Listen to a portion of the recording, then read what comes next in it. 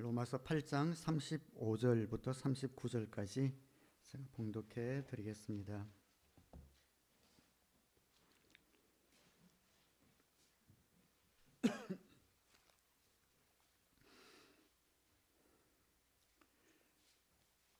누가 우리를 그리스도의 사랑에서 끊을 수 있겠습니까? 환난입니까? 곤고입니까? 박해입니까? 굶주림입니까? 헐벗음입니까? 위협입니까? 또는 칼입니까? 성경에 기록한 바 우리는 종일 주님을 위하여 죽임을 당합니다.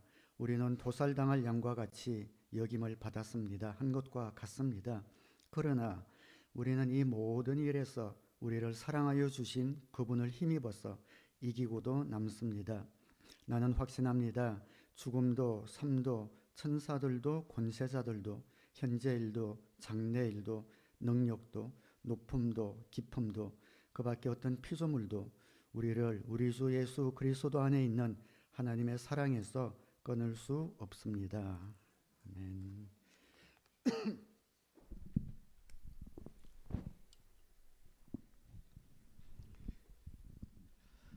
오늘 본문은 그 앞에 하나님이 행하신 놀라운 구원의 역사가 기록이 되어져 있습니다. 하나님의 놀라운 승리의 경험들, 또 우리에게 성령을 주신 그런 은혜에 대한 그러한 고백이 앞 내용에 있고, 오늘 본문은 그 모든 것을 허락하신 하나님에 대한 감사입니다.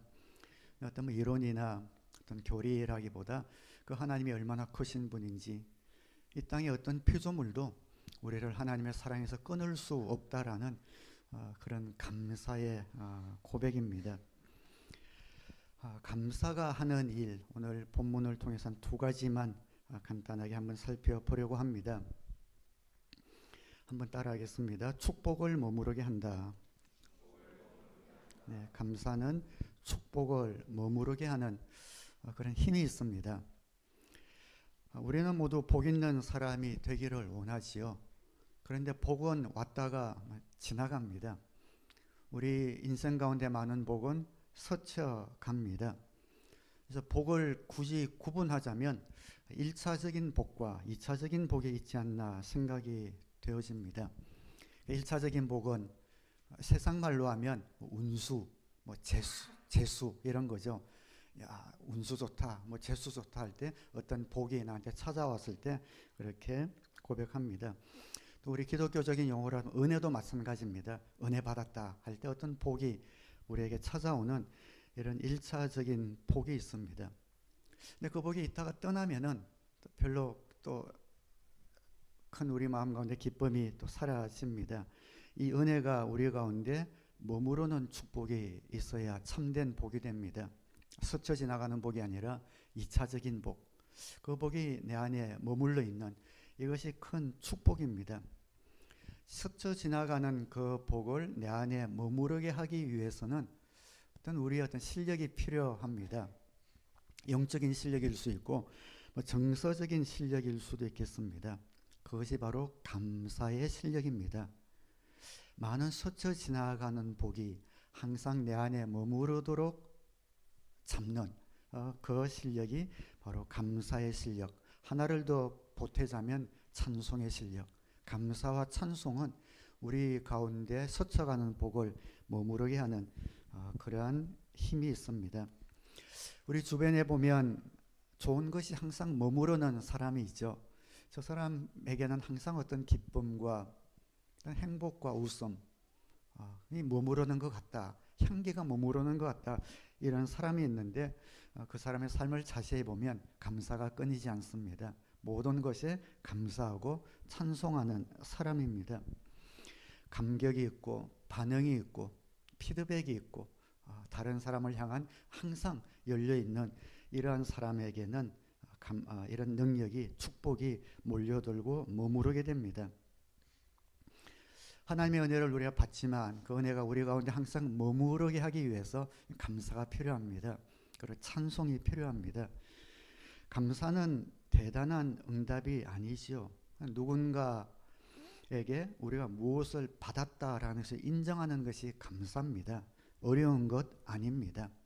좋은 것을 좋다라고 말하는 것, 그리고 고맙다라고 표현하는 것, 이 감사잖아요. 감사 안 하는 사람은 두 가지 중에 그래 선합니다. 교만하든지 정직하지 않든지, 그 두 가지 중에 하나입니다. 맛있으면 맛있었다고, 즐거웠으면 즐거웠다고 그렇게 고백하는 것, 표현하는 것, 그것이 감사입니다. 누가복음에 보면 10명의 나병 환자가 예수님께 와서 고침을 받습니다. 제사장에 가서 너의 몸을 보이라. 가는 도중에 몸이 다 나았습니다. 그리고 제사장의 확인을 받고 9명은 1차적인 복을 받았죠. 전부 다 흩어졌습니다. 그런데 한 명만, 그 중에 사마리아 사람은 그 복이 거기에 머무르는 능력을 가졌습니다. 예수님에게 혼자 달려와 감사합니다. 주님께 감사의 고백을 하고 이 사람은 주님으로부터 더 큰 영적인 복을 받게 됩니다. 누가복음 17장 15절에 그런데 그들 가운데 한 사람은 자기의 병이 나은 것을 보고 큰 소리로 하나님께 영광을 돌리면서 되돌아와서 예수의 발 앞에 엎드려 감사를 드렸다. 앞에 되돌아왔다라는 말이 있죠. 감사는 되돌아가는 겁니다. 되돌아와서 고백하는 겁니다. 제사장에게 가서 보이라. 10명의 나병 환자가 그 말에 아무 토달지 않고 갑니다. 가는 도중에 병이 났습니다. 우선 10명의 나병 환자가 했던 1차적인 복이 이루어질 수 있었던 첫 번째 요건은 순종이었습니다. 순종했죠. 간다고 나을까 그렇게 생각하지 않고 전부 다 갔어요. 전부 다 순종은 했습니다. 우리가 순종할 때 이런 기적을 맛봅니다. 순종의 발걸음은 기적을 체험합니다.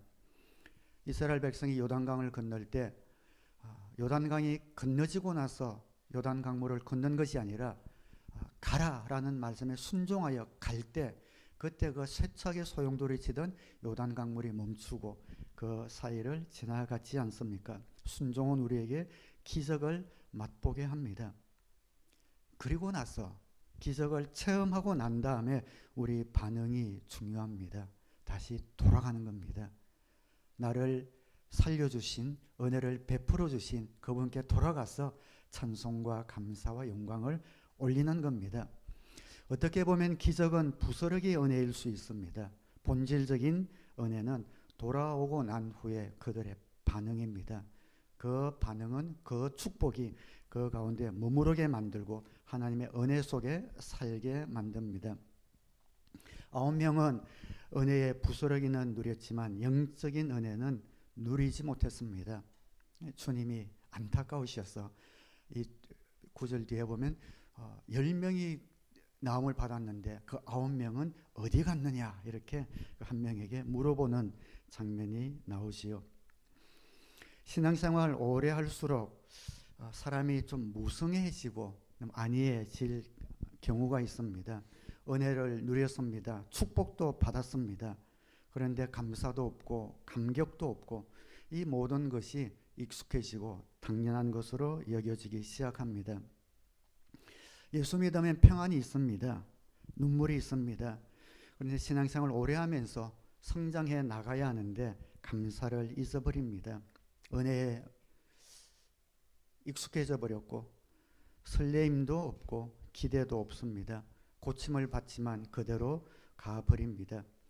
사마리아 출신의 한 사람은 돌아옵니다. 되돌아와서 큰 소리로 영광을 돌리며 감사를 표현합니다. 돌아오는 신앙, 참 실력 있는 신앙입니다. 우리 자녀들에게 돌아오는 신앙을 가르치면 좋겠습니다. 누가 너에게 은혜를 베풀거든 되돌아가서 항상 감사를 표현해라. 우리 자녀들이 되돌아와서 보고하는 그런 습관을 들이도록 하면 좋겠습니다. 꼭 돌아와서 감사합니다. 감사합니다. 그것만 잘해도 인생에서 성공합니다. 삶 가운데 한 번의 은혜를 누리고 끝나는 경우가 얼마나 많은지요. 돌아오지 않기 때문입니다. 큰 소리로 영광을 돌리고 돌아와. 이 모습이 저와 여러분의 모습이 되기를 우리 주님의 이름으로 축원합니다. 큰 인물인지 작은 인물인지는 사전에 아는 것이 아니라 사후에 아는 겁니다. 돌아와서 끝맺음을 마무리를 하는 것이죠. 감사하면 거기 머무르는 축복을 받을 뿐만 아니라 뭐라고 할까요? 두드러지는 돋보이는 그런 축복이 또 임합니다. 10명 중에 이 한 명이 예수님 눈에 쏙 들었죠. 우리 한국 과자 중에 눈에 띄네라는 과자 있잖아요. 감사하면 눈에 띕니다. 눈에 띄어요. 10명의 나병 환자가 돌아와 살해하고 그중 한 명이 돌아와 감사했고 이 한 명은 예수님 눈에 두드러지게 띄었죠. 우리 감사한 사람이 눈에 띕니다. 인생에서도 성공해요. 식당에서 밥을 먹을 때 서빙하는 분이 물을 한 잔 갖다 줍니다. 얼마나 고마운 일입니까? 뭐 내 돈 내고 내 서비스 받는데 생각하면 감사한 것이 없죠. 내가 누군데 이 사람이 나에게 와서 물을 대접한단 말입니까? 고마운 일입니다. 마음을 담아서 땡큐라고 인사하는 겁니다. 아내가 매일 나에게 밥을 차려준다. 고마운 일입니다. 내가 뭔데 매일 그렇게 맛있는 밥을 차려줍니까? 그때마다 감사하다고 고백하는 겁니다. 금요일마다 모일 때 여러분의 목련님이 정성껏 음식을 대접해서 여러분에게 준비해 줍니다. 고마운 일입니다. 일주일 동안 머리를 싸매 이번 메뉴를 뭘 할까 고민하면서 그때 1년 동안 목장 식구들에게 음식을 먹이는 것 고마운 겁니다. 고맙습니다. 또 돌아가서 오늘 음식 너무 맛있었어요. 고백하는 것 얼마나 감사한 그런 능력인지 모릅니다. 제 아버지를 지난번에 만났는데 보통 불평이 잘 없으시거든요. 워낙 긍정적인 분이셔서. 근데 저한테 좀 하소연을 하나 하시더라고요. 아멘이다 자체 교회가 있는데 그 목사님이 좀 저보다는 좀 젊으신 목사님 같아요. 근데 얼마 전에 한국을 방문한다고 그래서 오랜만에 한국을 방문하는데 아버지도 돈도 없으신데 여비하시라고 제가 생각할 때는 생각보다 큰 돈을 주셨어요. 잘 갔다 오시라고. 다녀왔는데 아무런 반응이 없어가지고 아버지 섭섭해 하신 것 같아요. 다녀왔으면 아버지 생각에는 연세 드신 분은 좀 그렇잖아요. 올 때 그래도 뭐 간단한 기념품이라도 한국에서 사고 잘 다녀왔습니다. 기대하셨던 것 같은데 기념품은 그냥 고맙다는 잘 다녀왔다는 인사도 없이 지나가니까 서운해가지고 저한테 하소연을 하는 것을 들었습니다. 워낙 많은 분들을 또 섬기다 보니까 놓쳤을 수도 있겠다 생각은 들지만 저도 조금 아쉽긴 했습니다. 그러다 보니까 주일 설교도 귀에 잘 안 들어오는 거죠. 간단하게 인사라도 해서 아버님 정말 덕분에 잘 다녀왔습니다. 간단한 기념품이라도 열쇠고리 하나라도 드렸다면은 마음이 흡족해서 또 설교에 은혜도 받고 하셨을 텐데 그 작은 것 하나 놓쳐서 참 아쉽다 이런 생각이 들었습니다. 사람들은 모두 성공하려고 애를 씁니다. 그런데 성공하는 가장 간편하고 좋은 방법을 모릅니다. 감사입니다. 감사만 잘해도 인생의 절반은 성공합니다. 여러분 학교에서 교수님 강의가 너무 좋아요. 그럼 찾아가서 교수님 지난 강의 너무 좋았어요. 제 인생에 큰 어떤 가이드가 되어서 한마디만 해보십시오. 리포트에 A 나옵니다. 그래서 다음에 A가 틀림없이 나옵니다. 저도 누가 저랑 같이 뭐 시간을 보내든 식사를 하든 뭐 하고 나서 많은 사람들 중에서 지나가고 나서 꼭 감사를 표현하는 그런 사람들이 있습니다. 그런 청년들이 있습니다. 다 그런 건 아닌데 그러면은 마음이 한결 더 그 형제를 자매를 향한 그런 마음이 깊어집니다. 도드라집니다. 누구도 그러지 않은데 감사를 표현할 때 그 사람이 두드러지고 어디에 가든 성공할 수 있겠다 이런 마음이 드는 거죠. 감사와 찬송을 안 하는 것은 어리석은 인생이고 우리의 삶 가운데 감사와 찬송이 우리 입술에 날마다 머물러 있으면 축복받는 인생입니다. 감사가 하는 두 번째 일은 한번 따라하겠습니다. 감사는 정죄를 통과하게 한다. 정죄는 죄를 정한다는 죄인이야 너 운명은 걸렀어. 너는 지옥에 갈 수밖에 없어. 넌 죄인이야. 이것이 정죄죠. 우리는 다 죽습니다. 심판대 앞에 다 설 겁니다. 천사가 와서 너가 천국에 들어가야 되는 이유를 말해봐 라고 한다면 저는 이런 좋은 일도 했고요. 이런 섬김도 했고요. 또 저는 이런 공로도 했고 교회를 위해서 이런 봉사도 했어요 라고 우리가 나열할 수 있겠죠. 그러면 천사가 다른 장부를 가지고 와서 우리가 숨어서 했던 모든 범죄들을 조목조목 증거할 겁니다. 그걸 들으면은 우리는 너무 좌절해서 그 정죄함을 통과할 힘을 잃게 되겠죠. 그것을 통과할 수 있는 방법이 있습니다. 하나님의 은혜에 대한 감사. 그렇습니다. 저는 그렇게 부족하고 추한 사람이었습니다. 그러나 예수 그리스도께서 나를 위해 보혈을 흘려주셨고 저는 그 보혈의 능력을 믿습니다. 십자가의 은혜로 나는 구원받았습니다. 라는 이런 감사의 고백. 나는 부족하여도 주님 앞에 나가기 원합니다. 라는 이런 감사의 고백은 우리를 정죄를 통과하게 하는 그런 능력을 가지게 되죠. 천국을 통과할 수 있는 유일한 길은 십자가 은혜에 대한 감사 아니겠습니까?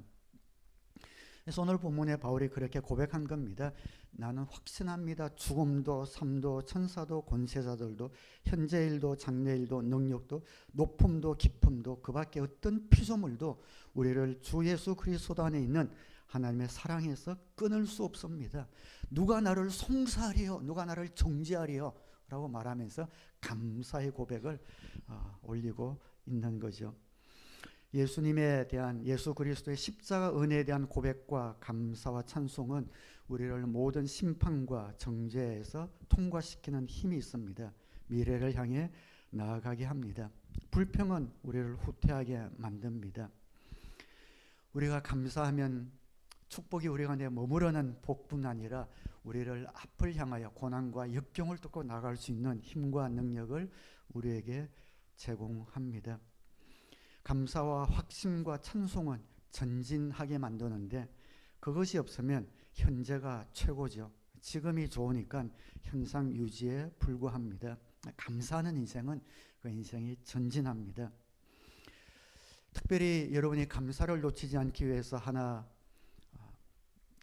권면드리고 싶은 것은 사역하시기 바랍니다. 현장 속으로 들어가기 바랍니다. 뛰는 사람에게 감사가 있습니다. 하나님의 일을 부딪혀 볼 때 그곳에서 참다운 진실한 감사가 나오고 감격이 나옵니다. 아름다운 순환 사이클이에요. 사역하면 감사가 넘치고 감사를 통해서 사역이 깊어집니다. 현장 속에서 순종하면 다시 감사로 돌아갑니다. 사람 중에 제일 굳어지기 쉬운 사람은 책상 앉아서 따지기만 하는 사람 아닙니까? 부드러운 사람은 현장 속에서 순종하는 사람입니다. 머리부터 가슴이 제일 멀다고 그러지요. 그러나 머리부터 가슴까지 제일 빠르게 가는 길이 사역 속으로 들어가는 겁니다. 그러면 감사를 놓치지 않습니다. 책상에 앉아서 말만 하는 사람은 말도 어려워요. 그러나 현장 속에서 일하는 사람은 심플합니다. 그 말도 알아듣기 쉽습니다. 좋은 영향력이 흘러나갑니다. 어제 보다가 재밌는 퀴즈를 하나 봤는데 논리적인 사람이 쏘는 총소리는 어떨까요? 그런 퀴즈가 있더라고요. 논리적인 사람이 쏘는 총소리는 뭘까요? 타당타당. 재밌는 거네. 타당타당.